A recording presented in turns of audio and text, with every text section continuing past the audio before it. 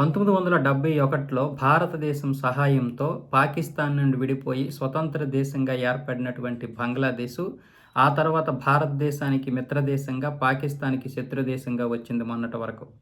అయితే సడెన్‌గా తన బుద్ధినైతే ఇప్పుడు బయట పెట్టింది. తన బుద్ధిని మార్చుకుంది.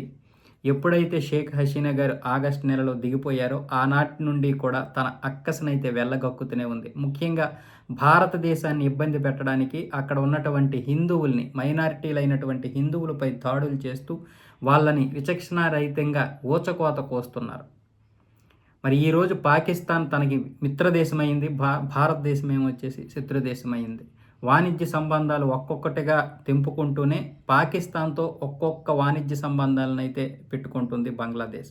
ఇప్పటికే అనేక వాణిజ్య సముదాయాలతో నెరవేరుస్తున్నటువంటి పాకిస్తాన్, బంగ్లాదేశ్ బంధమైతే ఇప్పటికైతే గట్టిగానే బలపడుతూ ఉంది. కానీ ఏదైనా ఒకరోజు బంగ్లాదేశ్‌కి తన తప్పేంటో తెలిసొస్తది. ఇప్పటికే ఊసర వెళ్ళే అమెరికా కూడా బంగ్లాదేశ్‌ని ఎందుకో తెలియదు గానీ యూనస్ ప్రభుత్వాన్నైతే పొగడతలతో ముంచెత్తేసింది.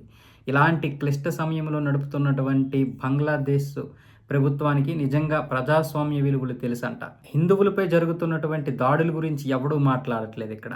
అమెరికా పక్కన పెడితే ఈరోజు భారతదేశంలో ఉన్నటువంటి కొంతమంది కుహనా మేధావులే ఇక్కడ భారత్‌పై అక్కసైతే వెళ్ళగక్కుతున్నారు. ఈరోజు బంగ్లాదేశ్ ఎవడి మాట విని ఈ పనులు చేస్తుందో తెలీదు గానీ త్వరలో తీవ్ర పరిణామాలైతే ఎదుర్కొనే పరిస్థితి అయితే బంగ్లాదేశ్‌కి వస్తుంది. కానీ మన దరిద్రమైన దేశం పరిస్థితి ఏంటంటే, మనపై ఎంత కత్తి దూసినా సరే, కాలు దువ్వినా సరే, మనం మళ్ళీ శత్రువు అనేవాడు క్షమాభిక్ష కోరితే మాత్రం మళ్ళీ వెంటనే వాడిని హక్కును చేర్చుకుంటాం. అదే మన దౌర్భాగ్యం ఇప్పుడు.